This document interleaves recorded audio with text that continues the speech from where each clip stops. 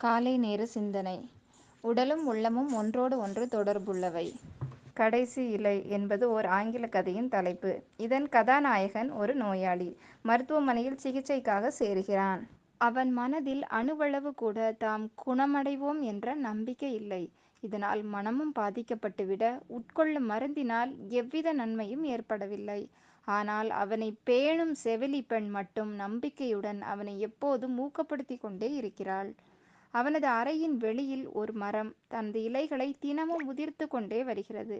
அந்த காட்சி அவனை மிகவும் பாதித்தது. அதை சுட்டி காட்டி அதேபோல் தானும் செத்து கொண்டிருப்பதாக புலம்ப ஆரம்பிக்கிறான். மரத்தின் ஓர் இலையை தவிர அனைத்து இலைகளும் உதிர்ந்து போகின்றன. அந்த கடைசி இலை விழும்போது தானும் இறந்து விடுவோம் என அஞ்சுகிறான். சோகத்தின் பிள்ளையாய் மாறிக்கொண்டே வருகிறான். செவிலி எவ்வளவு தைரியம் சொல்லியும் அவன் நம்பவில்லை. நாளை காலை கடைசி இலை உதிரும்போது தானும் உதிர்வோம் என்றே நம்பினான். பொழுது விடிந்தது. என்ன ஆச்சரியம்! அந்த ஒற்றை இலை உதிரவில்லை. இதை கண்டதும் அவனுக்கு மகிழ்ச்சி பிறந்துவிட்டது. நம்பிக்கை விதை முளைவிட்டது. அந்த ஒற்றை இலை போல் தானும் வாழலாம் என எண்ண ஆரம்பித்து விட்டான்.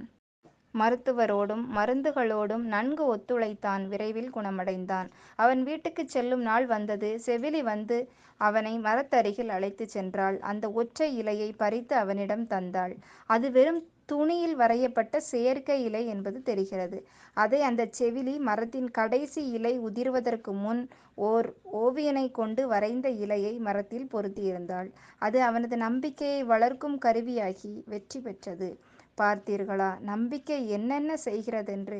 திடமான உள்ளமும் தன்னம்பிக்கையும் இருந்தால் உடல் என்ன, உலகையே வென்று காட்டலாம். இதை உண்மை என்று நம்புங்கள். உடலும் உள்ளமும் ஒன்றோடு ஒன்று தொடர்புள்ளவை. அங்கே சிறு நம்பிக்கை தூறல் பட்டாலே போதும், செடிகளும் பூக்களும் பூத்து குலுங்க ஆரம்பித்துவிடும்.